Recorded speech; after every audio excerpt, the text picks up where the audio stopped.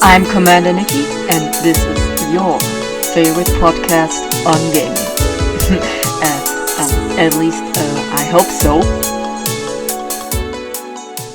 Hi, and welcome to a new episode of Nicky's Gaming Universe. But before I properly get started with the episode, I want to thank my wonderful, amazing, and talented friend Adam Evalt for making this amazing theme music for me that you've just heard in the intro. He is great. Go check out his music. I'll link it down below. He also had a podcast, Games&Groceries, but it has sadly been discontinued. But he has still a podcast with his amazing wife, Liz. The podcast is What's the Biz with Adam and Liz. Go check it out. It's always a wonderful and delightful time to listen to that podcast.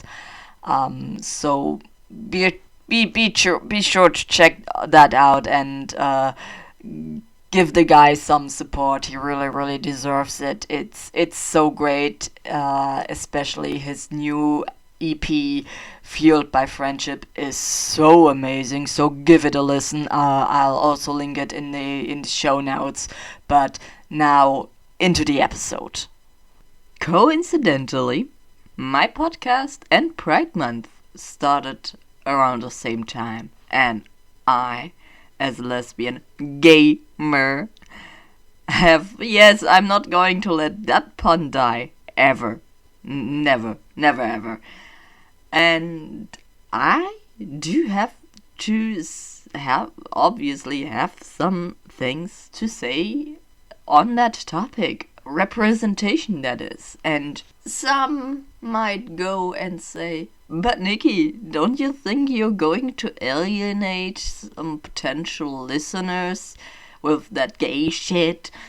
To which I have to say, hi, I'm the gay shit. You're going to listen to me rant about all things that are like just basically queer, and there's fortunately a lot of queer things in video games, especially going forward. And I wouldn't call it alienating potential listeners. I would call it taking out the trash. So now that we got this kind of messy intro out of the way, why not just go and talk a bit about representation in video games? Representation in video games is actually why I got into Mass Effect, because back in like 8th grade or something, when I came out to a friend of mine, his first response was, "Oh my god, I need to tell you about Mass Effect. You can be a lesbian there." And then in the break after the lesson, he proceeded to tell me all about Liara, and I was so curious to check that game out, and so that happened, and I discovered Mass Effect, and I loved it. Another game that I've also only gotten into because of its representation was Life is Strange. And I still remember back in the days when I spent a lot of time on Tumblr and I saw a GIF set of Max and Chloe being all cute, and I thought, oh my god, I need to check out that game. And I loved that game, and I'm pretty sure I would love Life is Strange if there wasn't any queer representation, but it's good that it's there, and I think that also makes Life is Strange kinda special, that it's just there, and like, it's player choice, so if you wanna go and romance Warren, do that. Whatever, go ape with him. But for me, it's Max and Chloe. Like, all the way, always and forever. And it's great to have representation in games, and now with the recent addition to the team, Aloy being one of us, one of us, which unfortunately I couldn't play because I don't have a PS5 yet, and Burning Shores is a DLC that is PlayStation 5 exclusive, so I'm kind of sad that I didn't get to play it personally. I just got to see a video of it, but like that was still really really really nice. So I'm really happy, but I actually would have preferred if Aloy was asexual. And I mean, sure, there is Parvati from the Outer Worlds, but also that's like a sci-fi shooter RPG, and like, yes, I mean, Horizon Zero Dawn and Forbidden Shores and Forbidden West and Burning Shores. Oh my god, I need to get my game title straight. um, yeah, let's make a joke about getting things straight in a video podcast about queer representation. Yes, let's do that. Let's. I won't even cut this out. It's just way too hilarious. So, anyways, of course, Horizon, whatever, is an RPG of sorts, but like it's more adventure-y with the bow and arrow and the spear. So if someone doesn't really like shooters, the Outer Worlds isn't for them. And then also Parvati is just a squad mate and not a main character. Just imagine how cool that would be for ace people out there to have a main character that is openly asexual and not just like, I don't know, ace because they are a robot, like many ace rep has been everywhere in, I think, just mainly other media. I'm not even sure about video games, but like Parvati is like, as far as I know, the big ace representation in video games so far. And I think that's kind of sad to just have like this one good character for ace rep. Just imagine how cool it would have been. And I don't know how far the player choice gets there if you could have Aloy say, you know, all that stuff isn't for me. Because as far as I've seen, all the rejection Aloy could give was more along the lines of the mission comes first. Like you could play a shepherd, for example. You could play a shepherd in a way of the mission comes first, but you can't have a shepherd say, I'm not into that stuff, I'm sorry, go away, I'm romancing the mission.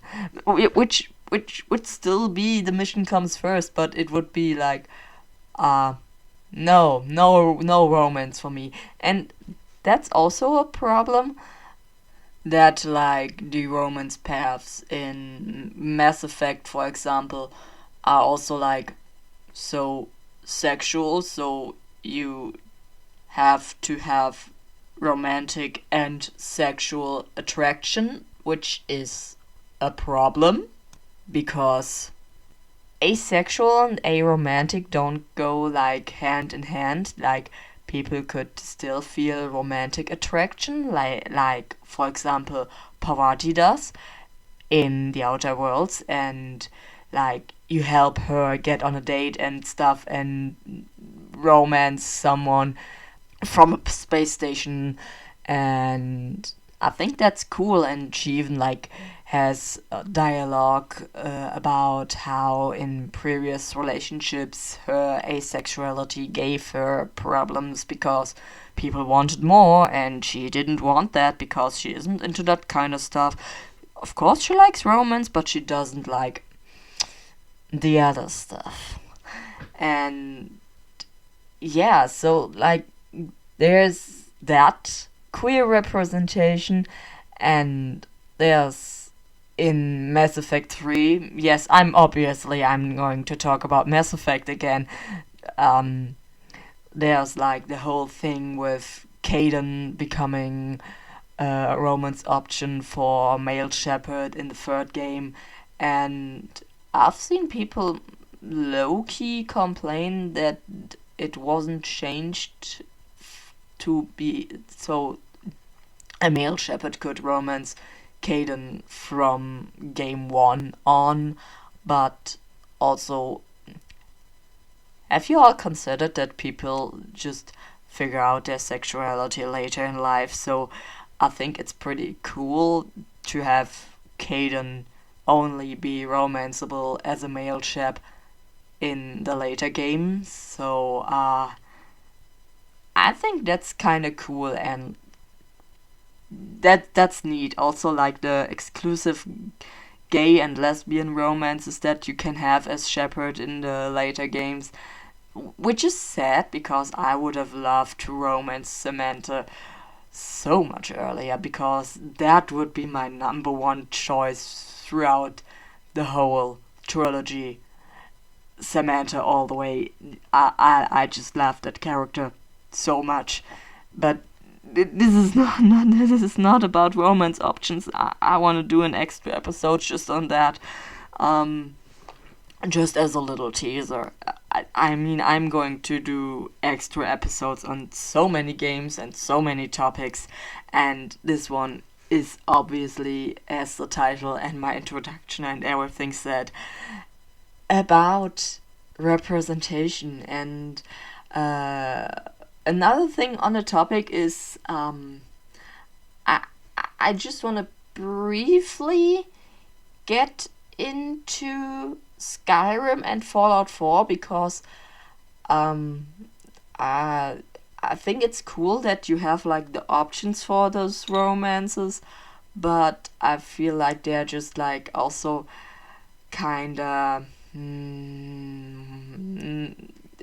I wouldn't count them, because the NPCs that you can romance are, I think I saw the term player sexual ones, like all characters, you can romance every character regardless of your player character's gender, and the NPCs are just like, oh nice, you're into me, I'm into you too, congrats, we're in a relationship now.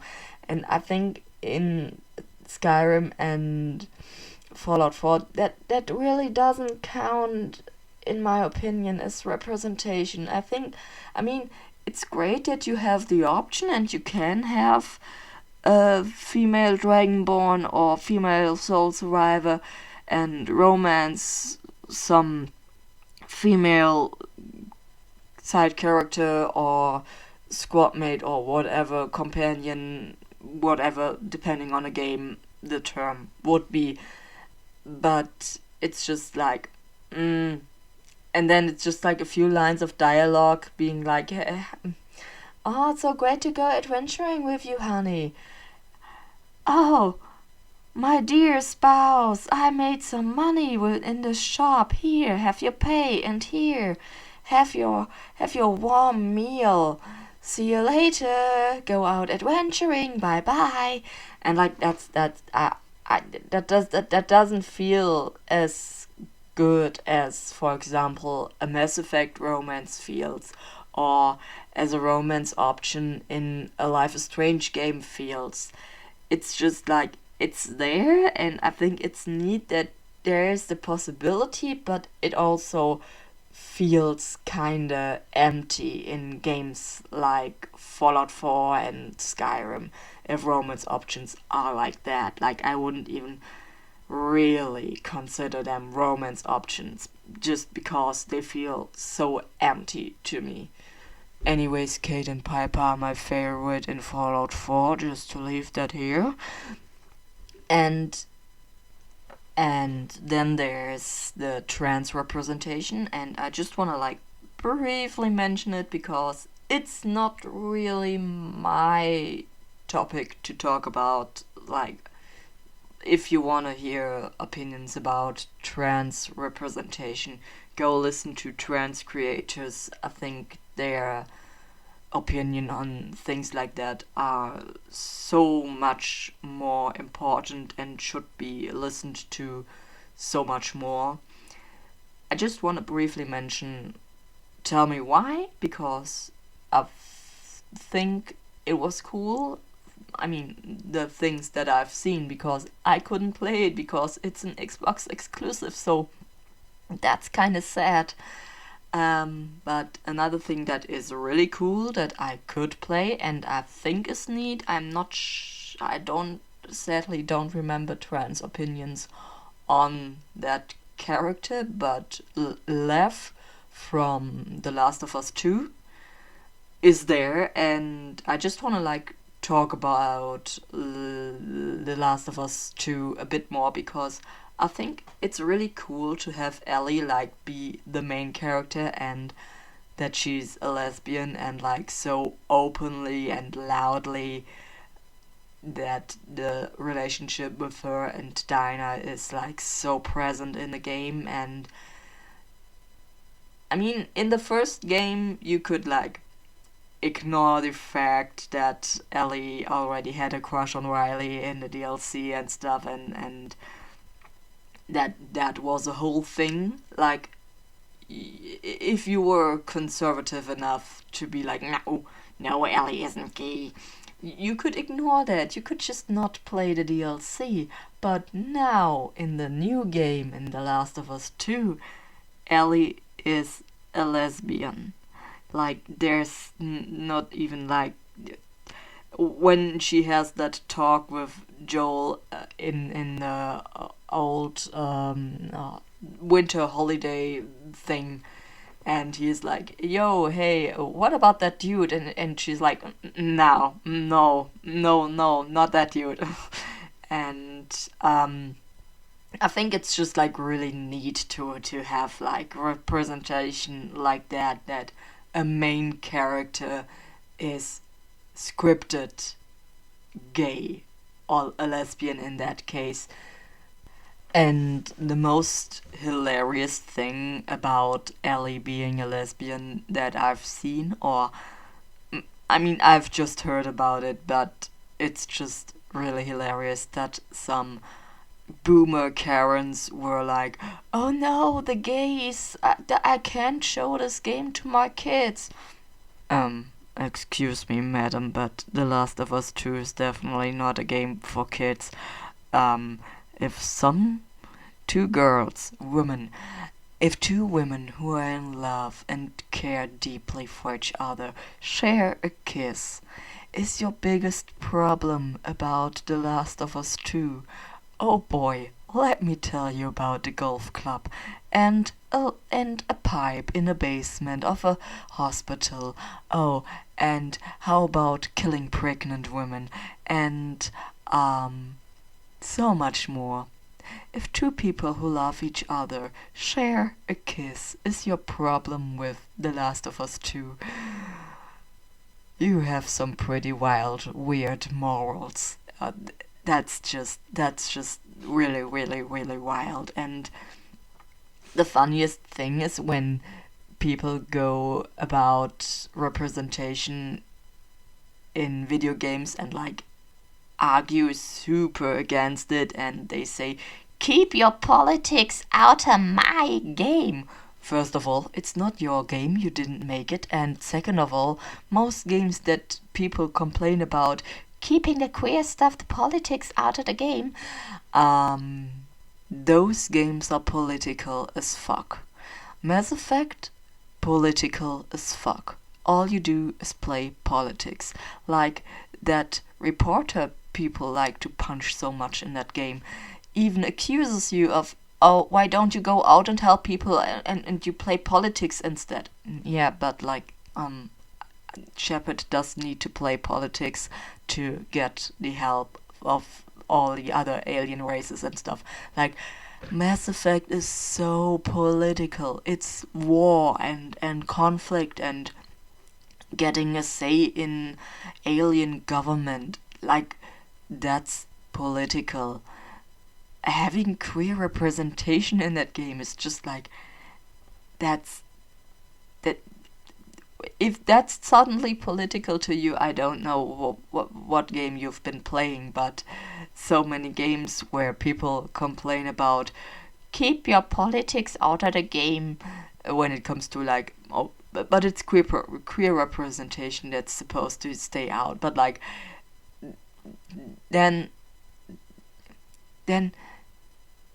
come on, guys, come out as homophobes or transphobes or whatever, but get a better argument than keep your politics out of the game, because so many games are so goddamn political, and it's just hilarious to use that argument. And I think this episode is getting a little messy right now, so I hope you enjoyed it. I'll leave thematic appropriate question in the episode description, so maybe you can answer it if you like, or hit me up on my social media, preferably so far still on Twitter, but I'm still looking into alternatives that go well and have like a good app on the phone and things like that. So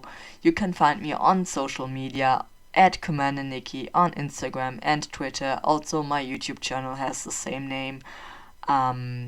So yeah, I hope you enjoyed this episode, and that was it. I'm not even sure if I have a proper outro one-liner yet, like I have on my YouTube channel. So I'll think of one, and bye.